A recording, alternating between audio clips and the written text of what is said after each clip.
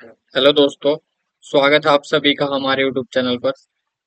आज हम बात करेंगे अध्याय संख्या 3।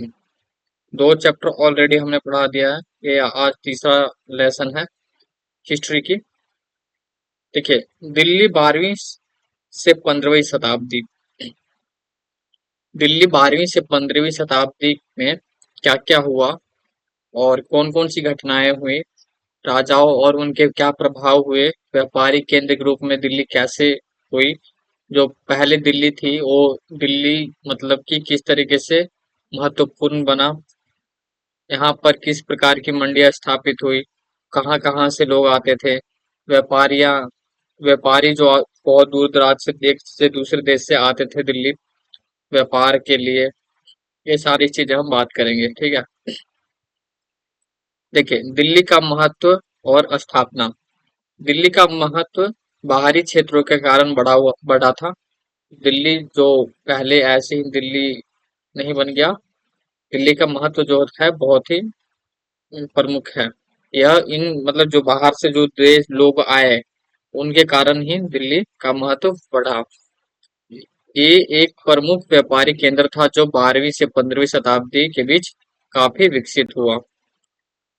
समझे, यह एक क्या था, एक प्रमुख व्यापारिक केंद्र था जो 12वीं से 15वीं शताब्दी के बीच में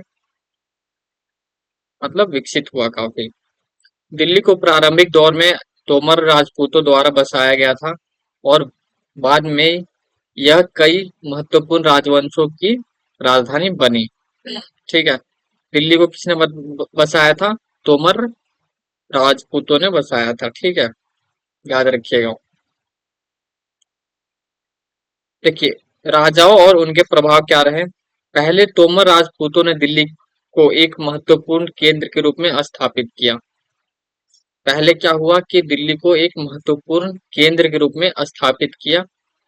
उसके बाद 12वीं शताब्दी के मध्य में दिल्ली पर चौहानों का शासन रहा। समझे, क्या हुआ कि दिल्ली के 12वीं शताब्दी के मध्य में क्या हुआ, चौहान का शासन रहा, ठीक है। पृथ्वीराज चौहान का दिल्ली के राजत्व में महत्वपूर्ण योगदान था। देखिए, अब क्या हुआ, 12वीं शताब्दी के मध्य में किसका राज हो गया? चौहानों का। और पृथ्वीराज चौहान का दिल्ली के राजत्व में महत्वपूर्ण योगदान था। देखिए, व्यापारिक केंद्र के रूप में दिल्ली। व्यापारिक केंद्र के रूप में दिल्ली कैसे कि जैसे कि देखिए, यहाँ पे दिल्ली की में महत्वपूर्ण रास्ते और व्यापार में समृद्धि ने इस शहर को महत्वपूर्ण बनाया। व्यापार और व्यापारियों के देखिए, दिल्ली में महत्वपूर्ण रास्ते, ठीक है, जो समुद्री रास्ते और व्यापार की समृद्धि। दिल्ली में क्या हुआ, समुद्री रास्ते और व्यापार की समृद्धि ने इस शहर को बहुत ही महत्वपूर्ण बनाया। यह यहाँ जो कई मंडियां स्थापित की गई और दूर दूर से व्यापारी आते थे यहाँ पे। ओके, व्यापारियों की आवाजाही और बड़ी संख्या में मंदिरों का निर्माण इस बात का प्रमाण है कि दिल्ली व्यापार और सांस्कृतिक गतिविधियों का केंद्र थे। ओके, इतना समझ में आ गया। आगे हम बात करेंगे दिल्ली का नाम और उसकी पहचान किस तरीके से मिला। इस को आज हम जो दिल्ली के नाम से जानते हैं, जिस क्षेत्र को इतिहास में इस विभिन्न नामों से पहचाना जाता था, जैसे कि इंद्रप्रस्थ, ठीक है। किस नाम से जाना जाता था? इंद्रप्रस्थ के नाम से जाना जाता था दिल्ली को।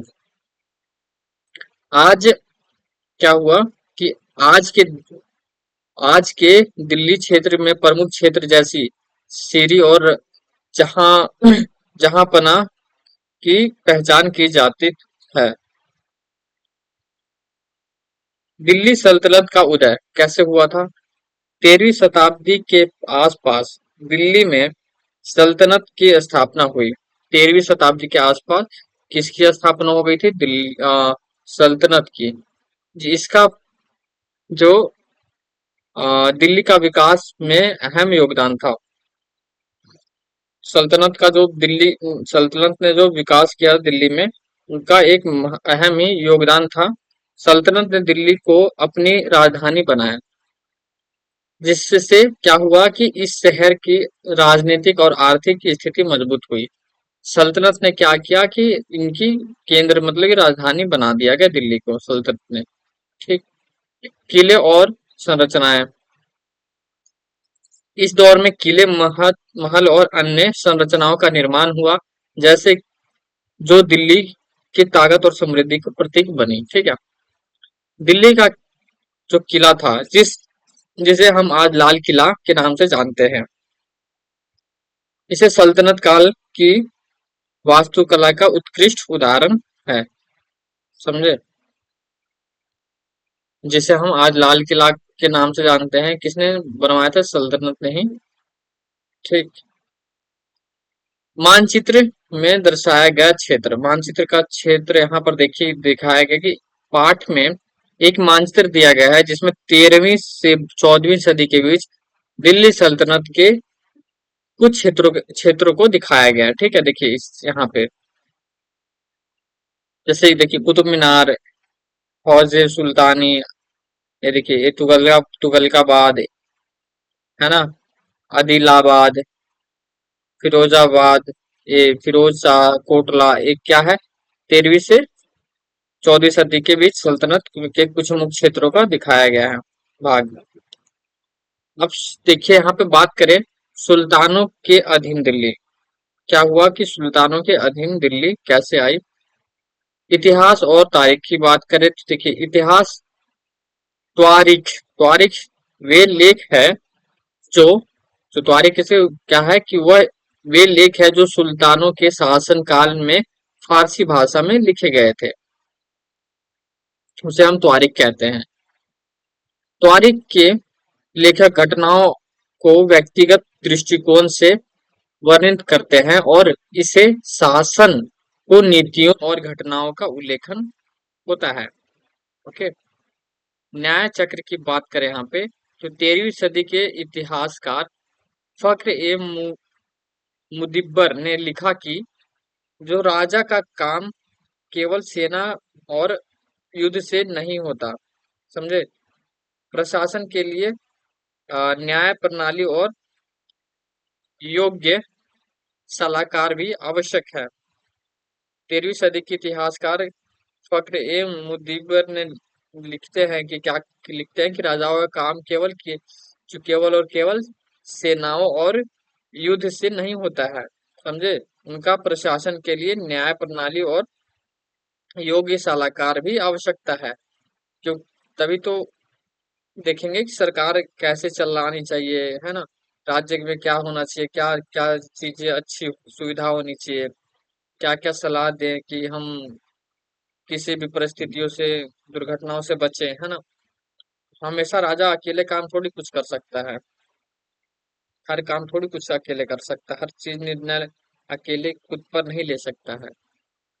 उनके अनुसार राजा को न्यायिक और ईमानदार होना चाहिए ताकि शासन सही तरीके से चल सके। ठीक है। शासन व्यवस्था की विशेषताएं, हम यहाँ पे शासन व्यवस्था की विशेषताएं देखते हैं। तारीखों के अनुसार शासन, जो शासक दिल्ली और अन्य बड़े बड़े नगरों में लिखे में ही रहते थे और गांव में शासन की सीधी पहुंच कम होती थी। लेखकों ने अकबर के शासन काल के दौरान जनधारण जन साधारण के अधिकार और उनकी शिकायतों पर ध्यान दिए जाने के बारे में लिखा। के महिला सशक्तिकरण का उदाहरण, महिला सशक्तिकरण का उदाहरण हम देखते हैं। 1236 में रजिया सुल्तान इल्तुतमिश की बेटी दिल्ली की शासक बनी। 1236 में रजिया सुल्तान की बेटी। ठीक है। अब क्या हुआ, जो उस समय की महिला नेतृत्व का एक अद्वितीय उदाहरण था।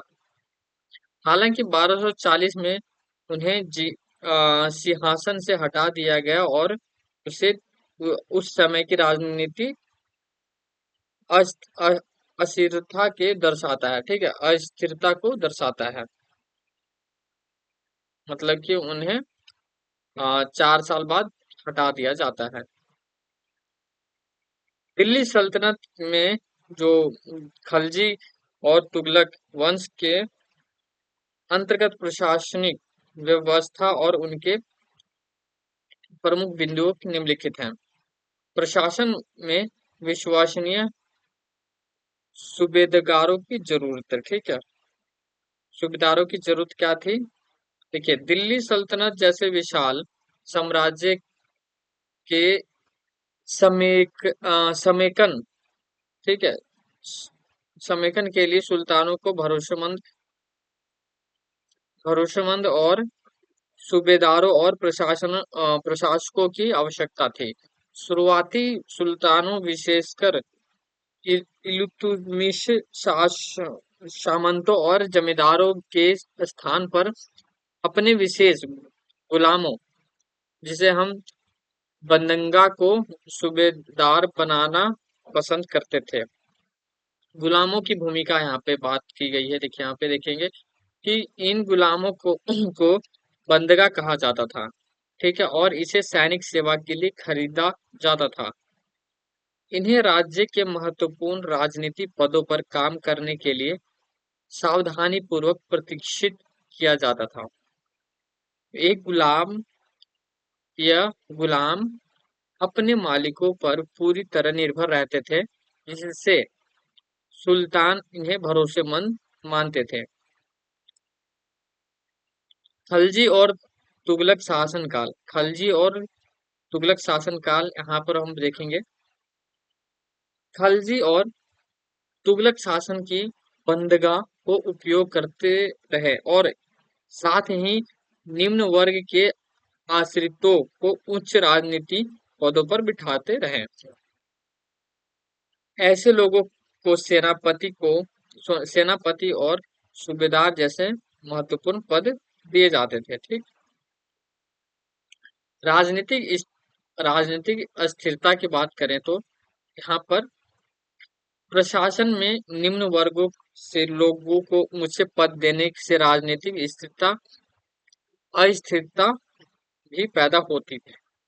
गुलाम और आश्रित आश्रित अपने मालिकों के प्रति तो वफादार रहते थे, लेकिन उनके उत्तरदायी उत्तराधिकारियों के प्रति नहीं रहते थे। नए शासक के सत्ते में आते ही नए और पुराने शासकदारों के बीच संघर्ष शुरू हो जाता था, ठीक है। देखिए, उच्च वर्ग और नाराजगी, सुल्तानों द्वारा निचले तबके के लिए लोगों को उच्च तबके मतलब ऊंचे पद देने के कारण उच्च वर्गों के लोगों को असंतुष्ट हो गए। निचले लोगों को अगर हम ऊंचे पद दे दिए तो क्या हुआ, ऊंचे लोग जो थे वो असंतुष्ट हो गए। फारसी तारीख जो थे, जिसे हम फारसी भाषा में लिखे गए थे, लेखकों ने सुल्तानों की इस नीति के आलोचना की कि निचले खानदान के लोगों को ऊंचे पदों पर बिठाया गया। इस बात की आलोचना की। प्रशासनिक चुनौतियां, प्रशासन में गुलामों और निम्न वर्गों के लोगों का प्रयोग करना सुल्तानों की मजबूरी थी, लेकिन इससे प्रशासनिक स्थिरता और शासक वर्गों के निरंतरता बनाए रखना चुनौतीपूर्ण हो गया। सत्ता परिवर्तन के समय नई चुनौतियां और विरोध का सामना करना पड़ा था, जिससे क्या हुआ कि शासन की जटिलता बढ़ी जाती थी। ओके, तो आज के लिए इतना ही। मिलते हैं एक नए टॉपिक के साथ अगले वीडियो में।